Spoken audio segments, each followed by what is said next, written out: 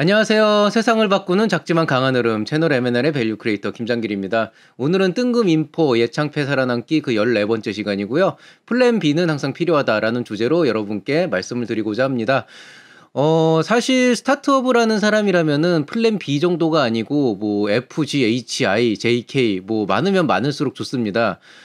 제가 올 한 해 동안 인제 여러 창업 지원 사업을 다니고 뭐 평가를 다니고 또 멘토링을 하면서 굉장히 많이 들었던 얘기가 있어요. 그게 인제 뭐냐면은 여기 나와 있는 것처럼 "코로나19 때문에."라고 하는 말을 굉장히 많이 들었죠.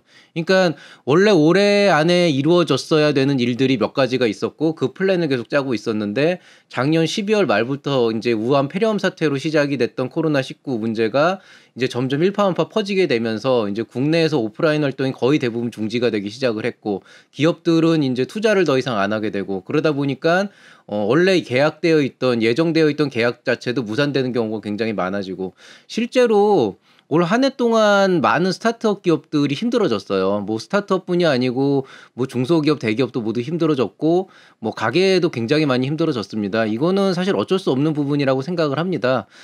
다만 인제 제가 쪼끔 아쉬웠던 거는 코로나19 때문에 원래 계획했던 부분들이 안 됐다라고 하는 아쉬움들은 많이 말씀을 해 주셨고 저도 거기에 대해서 좀 많이 공감을 하고 안타까움을 느꼈습니다마는 사실은 그다음을 생각하신 분들이 거의 없더라고요. 예전에 한번 그런 말씀을 드린 적이 있었어요. 저는 95 년도에 대학을 들어왔고 제가 대학교 4학년이 되던 해에 98 년도 그러니까 인제 IMF가 인제 터졌습니다. 그리고 인제 그 이후에 굉장히 우리나라의 경제가 많이 인제 휘청이는 그런 상황이 됐었는데요.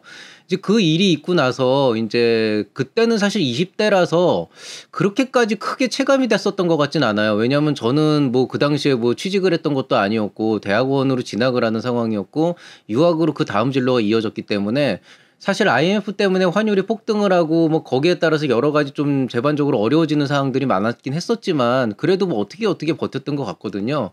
그런데 인제 2009 년도가 되면서 글로벌 경제 위기가 터지고 나서 제 친구가 미국에서 사업을 하다가 굉장히 잘하고 있다가 그 글로벌 경제 위기 그 서브프라임 모기지론의 그 여파를 받아서 결국에는 사업을 접게 되는 상황이 됐었죠. 그리고 인제 지금은 한국에 들어와서 저랑 같이 인제 뭐 연락을 가끔 하고 지내고 있는데요. 가끔 가다가 이 친구랑 뭐 밥을 먹으면서 하는 얘기 중에 하나가 그거예요. 그러니깐 그 친구가 가끔 그때를 복기를 하더라고요. "내가 그때 너무 오만한 게 아니었나." 어 "내가 너무 사업을 우습게 봤었다."라고 하면서 했던 얘기가 그거더라고요. "우리는 IMF를 겪었던 세대였고 내 본의와 상관없이 천재지변이라고 하는 것과도 상관없이 정말로 예상하지 못한 어떤 외적인 요소로 인해서 사업이 휘청일 수가 있다."라고 하는 정말 국가 레벨로 휘청일 수가 있다라고 하는 그런 위기의식을 항상 가지고 있었음에도 불구하고 나는 서브프라임 모기지론이 일어났을 때 그 미국 현장에서 거기에 대한 대응을 굉장히 안이하게 생각을 했고 그냥 이것도 금방 지나갈 거라고 생각을 했고 그랬기 때문에 결국에는 사업을 폐업을 할 수밖에 없는 그런 인제 상황으로 갈 수밖에 없었다라고 얘기를 하더라고요. 글쎄요. 제가 그 친구한테 그 얘기는 했어요. "사실 불가항력적인 일이 아니었나." 그러니깐 뭐 우리가 뭐 그 당시에 무슨 일이 있었다고 하더라도 항상 "위기는 있다."라고 얘기를 하고 그 위기가 있을 때마다 계속 뭐 "이러면 큰일 난다, 큰일 난다."라고 막 생각을 하면서 다음 일을 못 하게 된다라고 하게 되면은 결국에는 우리는 아무것도 못 하게 되거든요. 사실 어떤 의미에서 보면은 우리가 이게 도전이라고 하는 것과 그다음에 어떤 그 위기에 대한 대비라고 하는 것들은 항상 상충되는 부분이 있기 때문에 이 두 가지를 적절히 조율을 하면서 뭔가를 준비하는 게 쉬운 일이 아닙니다. 근데 이 친구는 그런 얘기를 해요. 항상 지나고 나면은 그 당시에 자기가 했었어야 되는 어떤 일들이 무엇이 있었을까를 복기를 한대요. 그렇게 생각을 해 보니깐 만약에 그 당시에 뭐 결국 지나고 난 일이기 때문에 if라고 하는 말을 붙여서 만약이라는 말을 붙여서 그냥 그 당시를 복귀하는 방법밖에 없지만은 본인이 생각했던 1 안, 2 안, 3 안, 4 안이라고 하는 흔히 생각하는 플랜 B, C, D, E, F를 준비를 해 뒀다 그러면 그 당시에 그렇게 심각하게 사업을 다 접어 버리고 정말 빈털터리에 가까운 수준으로 가는 일은 없었을 거다라는 얘기를 하더라고요. 사실 이런 얘기를 했던 게 벌써 한 7-8년 됐어요. 그러니까 그런 얘기가 처음 나왔을 때가 7-8년 전이었고, 그때는 저도 아직 연구 쪽에 좀 더 모든 일들이 치중이 돼 있었기 때문에 이런 내용들에 대해서 그냥 머리로만 이해를 했었고, 그다음에 뭐 특별히 그 상황에 대해서 뭐 이렇게 심각하게 생각을 하거나 그러지는 않았었거든요. 그런데 어느 시점에 제가 인제 하고자 하는 관심사가 바뀌고 하는 업무의 범위가 바뀌면서 이제 많은 창업 기업들과 상담을 하는 이런 이제 포지션에 오다 보니까 사실은 굉장히 안타까운 경우도 많이 보고, 또 이런 위기 상황에서 어떻게든 잘 살아남는 그런 기업들도 굉장히 많이 있었거든요. 제가 올 한 해 동안 가장 기억에 남는 기업이 하나 있어요. 그 기업은 지금도 여전히 뭐 열심히는 하고 있지만 여전히 코로나19 때문에 그렇게 좀 뭐라 그래야 되나, 잘 이렇게 되지는 않고 그냥 열심히 버티고 있습니다. 열심히 버티고 있는 기업인데요. 제가 왜 그 기업이 기억에 남냐면은요. 지금까지 제가 무슨 뭐 입주 평가네, 뭐 무슨 뭐 사업 계획서 평가네, 뭐 IR 뭐 대전이네, 이런 걸 통해 가지고 평가를 했던 수많은 기업들을 통틀어 가지고요. 유일하게 코로나19라는 이슈를 핑계로 안 댔던 기업이었어요. 정말로. 제가 현장에서 그 얘기를 했거든요. 나는 평가에 앞서서 정말 칭찬 하나는 정말 진심으로 하고 싶은데, 가장 코로나19에 영향을 받는 관광 쪽 사업을 진행함에도 불구하고 발표 시작부터 끝까지 코로나19라는 핑계를 하나도 안 대고 지금 우리가 무엇을 하고 있고 앞으로 무엇을 하고 있을 것이다라고 하는 그런 부분에 대해서만 집중을 해서 계속 플랜을 짜고 있다라고 하는, 그리고 또 실행을 하고 있다라는 그 부분에 대해서 정말 개인적으로 경의를 표한다라는 얘기를 한 적이 있어요. 그 친구가 코로나19라고 하는 이 사태를 간과를 했거나 모르고 있진 않았겠죠. 왜냐하면은 그 친구가 제시하고 있는 사업 플랜이나 기타 여러 가지 인제 향후의 계획들은 적어도 코로나19라는 걸 고려하지 않았으면은 그렇게 나오진 않았을 거거든요. 그러니까 본인도 그걸 인지하고 있지만은 코로나19를 자기 탓이라고 생각하지도 않지만, 그렇지만 그 상황에 대해서 나는 이 상황을 어떻게 타개해 나갈 것인가를 고민을 하지, 그 핑계로 아무것도 안 하진 않더라고요. 그런데 반대로 지난 6개월 동안 보면은요. 굉장히 잘 버티는 기업들도 있었지만은 정말로 제가 생각했던 것보다 훨씬 더 빠른 속도로 추락을 했던 그런 기업들이 있어요. 사실 저는 늘 말씀드리지만은 그냥 기껏 해봤자 여러분이 하시는 일에 훈수 정도나 둘 수 있는 그런 멘토 역할 이상은 할 수가 없습니다. 왜냐하면은 제가 컨설팅을 하거나 그 외에 어떤 그냥 본격적인 컨설턴트로서 활동을 하거나 뭔가 좀 더 본격적으로 관여를 하려면은 그만한 의무와 책임을 가지고 있어야 되는데, 제가 뭐 사실 상담하고 있는 기업들 대상으로 무슨 뭐 지분을 받는 것도 아니고 어떤 뭐 의무와 책임을 받는 것도 아니기 때문에, 사실 제가 뭐 얘기를 한다고 어떤 제안을 한다고 해서 그 제안이 잘 되거나 안 됐다고 해서 거기에 따른 어떤 부대사항이 저한테 오진 않거든요. 항상 얘기하지만 멘토가 할 수 있는 거는 여러분한테 제안을 하는 것밖에 없어요. 옵션을 주고 결국 선택은 대표자인 여러분 본인이 하게 돼 있는 거죠. 그렇기 때문에 사실 안타까운 상황으로 간다고 하더라도 그런 상황에 대해서 제가 그렇게 크게 잔소리를 하거나 막 쓴소리를 그렇게 심하게 할 수는 없어요. 왜냐하면 어쨌든 본인의 기업이고 본인이 의지를 가지고 하고 있는데, 그분이 생각하고 있는, 대표님이 생각하고 있는 부분이 저랑 다르다고 해서 그거를 비난할 수 있는 자격이 제게 있는 건 아니잖아요. 그럼에도 불구하고 여기서 이러면 정말 안 되는데 걱정이 된다라고 하는 그런 기업들이 꽤 많이 보이거든요. 이제 그런 기업들을 항상 보면은 그 넥스트라고 하는 게 없더라고요. 그러니까 얘기를 해보면은 이렇습니다. 뭐 예를 들어서 뭐 올 10월 달쯤에 시제품이 나오고 11월 달쯤에 뭐 어디에 이제 영업을 시작해가지고 늦어도 올 12월이나 내년 1월쯤에는 우리가 매출을 발생시켜서 어디에 납품을 하겠다, 이렇게 얘기를 하고 있어요. 그리고 뭐 실제로 얼마나 열심히 뛰어다니는지는 모르겠는데요. 적어도 그 당시에 제가 기억하기로는 그렇게 뛰어다니시는 분은 아니었어요. 그런데 보통 그랬을 경우에 제가 질문하는 거 하나거든요. 만약에 예상을 했었던 그 계획이 11월에서 12월로 이어지면 어떻게 될 거예요? 아니면은 생각대로 11월에 원하던 제품이 안 나오거나 12월에 원하던 매출이 이루어지지 않았을 경우에는 어떻게 할 거예요?라고 물어보면은요. 거의 대부분 대답을 얼버무려요. 그러니까 정확한 플랜이 없어요. 그 경우에 대해서는. 이게 굉장히 안타까운 일이에요. 무슨 얘기냐면은요. 지금과 똑같은 질문을 던졌던 상황이 작년에도 있었거든요. 작년에도 분명히 그런 분들을 만나서 얘기를 할 때 올 11월이나 12월쯤에 뭐 예를 들어서 이제 2019년이죠. 2019년에 뭐 11월이나 12월쯤에 뭐가 나오고 그다음에 이걸 가지고 실제로 본격적인 마케팅을 시작해서 뭔가를 하겠다. 이렇게 플랜을 세워 놓는 그런 분들이 있으면 저는 항상 그 얘기를 해요. 그런 플랜대로 이루어지지 않을 수도 있으니 거기에 따른 어떤 그 추가적인 플랜 B나 C 같은 것들을 대비를 하고 있다가 좀 안정적으로 회사를 갈 수 있도록 좀 고민을 해보세요라고 말씀을 드리는데 보통 그렇게 되면은 이제 대표님들이 어떻게 얘기를 하냐면은 뭐 좋은 말씀이고 저도 그 정도는 맞습니다. 저도 알고 있고요. 그런데 뭐 걱정 안 하셔도 되는 게요. 11월, 12월 뭐 이때 뭐 결국에는 이거는 기술적으로 높은 것도 아니고 다 얘기가 되기 때문에 전혀 문제 없고 이거 다음에 안정적으로 바로 그냥 매출 이어지는 상황이라서 그런 걱정 안 하셔도 될 것 같습니다. 그러면서 굉장히 자신 있게 얘기하고 결국 그 플랜 B나 C에 대해서는 아예 생각조차 안 하시는 거죠. 그리고 나서 작년 연말에 그 코로나19가 터지고 지금 이 상황까지 온 거예요, 실제로는.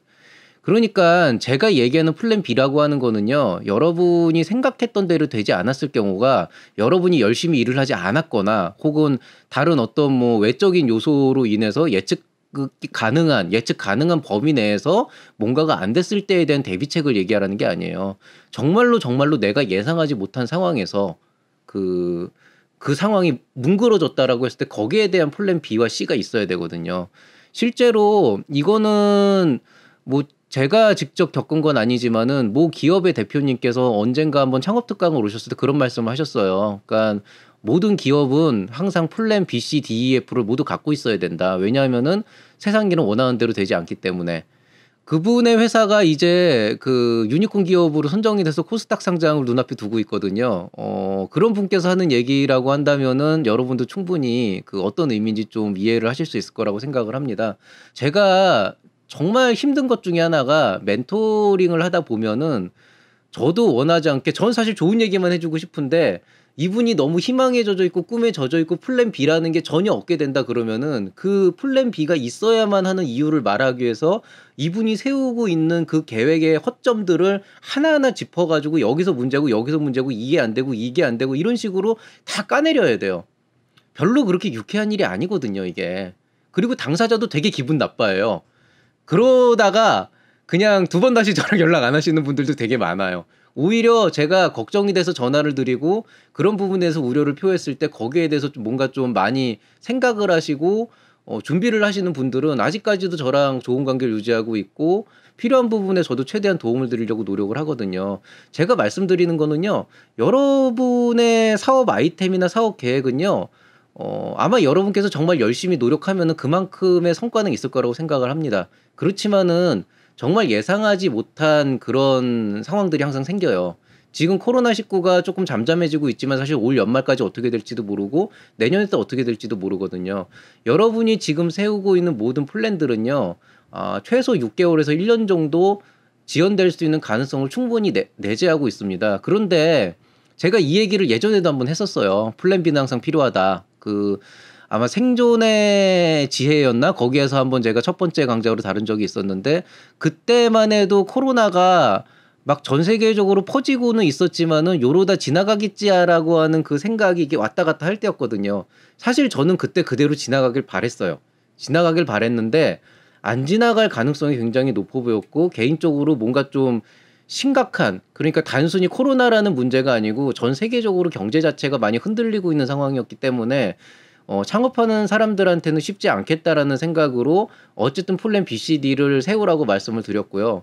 근데 실제로 그 당시에 저랑 얘기했던 많은 분들께서 제 말을 안 들으셨어요. 안 들었다는 건 무슨 얘기냐면요.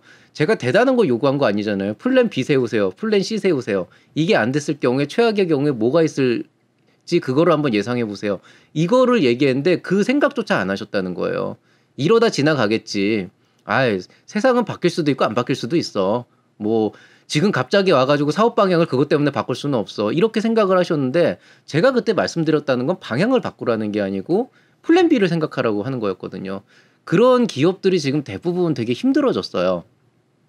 굉장히 안타까운 일이에요. 사실 그렇게 되는 거는 저로서도 그렇게 유쾌한 일은 아니거든요. 그렇기 때문에 여러분이 지금 하셔야 되는 것들은 이 예비 창업 패키지 지원 사업을 운영하시면서 이제 뭐 어느 정도 진행되신 분은 한 6개월 정도 남았을 거고 이제 막 시작하신 분들은 한 7, 8개월 남았을 거고 그다음에 이번에 새로 이제 뭐 7월 달에 런칭이 될 예비 창업 패키지 지원하시는 분들은 아직 조금 시간이 있겠죠.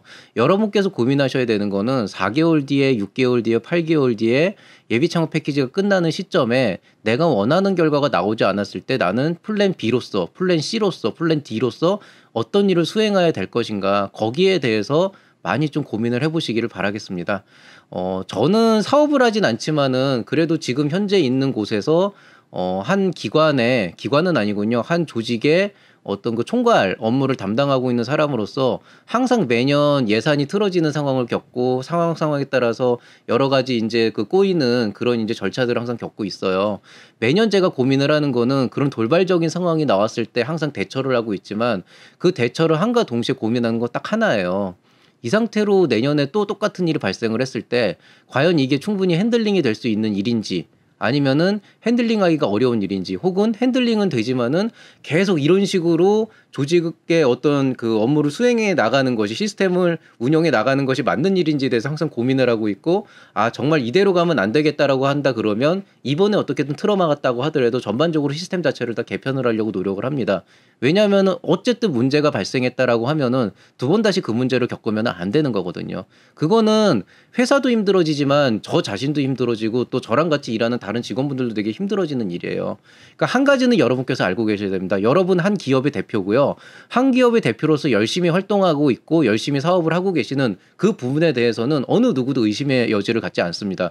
그리고 이번 코로나와 같이 불가항력적인 돌발 상황은 늘 발생할 수 있고 그건 여러분 잘못이 아니에요. 그렇지만은 이런 상황이 발생했을 때 그 앞으로 일어날 수 있는 일들을 미리미리 좀 살펴보고 거기에 대해서 적절하게 대처하는 어떤 방안을 마련하지 못했다면은 그건 여러분의 잘못이 분명히 맞아요. 적어도 여러분은 어떤 상황이 됐을 때 플랜 B를 실행하고 어떤 상황이 됐을 때 플랜 C를 실행한다라고 하는 그 마음의 준비가 항상 돼 있어야 되고요. 그거는 365일 24시간 항상 준비가 되어 있어야 됩니다. 그리고 또 하나는요.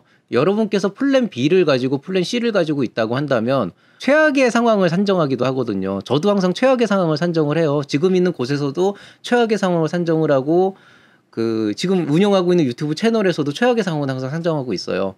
거기에 대한 플랜들이 있고요. 그 플랜들이 정말 유쾌하지 않은 선택들이 많아요. 그렇기 때문에 더 조심하고 살아요. 왜냐하면은 그 유쾌하지 않은 선택을 내리는 상황을 만들고 싶지 않기 때문에 더 조심하면서 살고, 그 다음에 더 거기에 대비해가지고 다른 플랜들을 미리 좀 준비를 해놓고 단계별로 실행을 하고 있거든요. 이런 부분들을 좀 머릿속에 잘 염두에 두시고 앞으로 사업 운영을 하실 때 정말 어려운 시기가 항상 있겠지만은 그런 시기들을 잘 넘어갈 수 있기를 바라겠습니다. 자, 오늘자 뜬금인포 예창패 살아남기 14번째 시간 플랜 B는 항상 필요하다에 대한 이야기는 여기서 마치도록 하겠습니다. 모두들 끝까지 경청해 주셔서 감사드리고요. 편안한 밤 보내시기 바라겠습니다. 이상 채널 M&L의 밸류 크리에이터 김장길이었습니다. 감사합니다.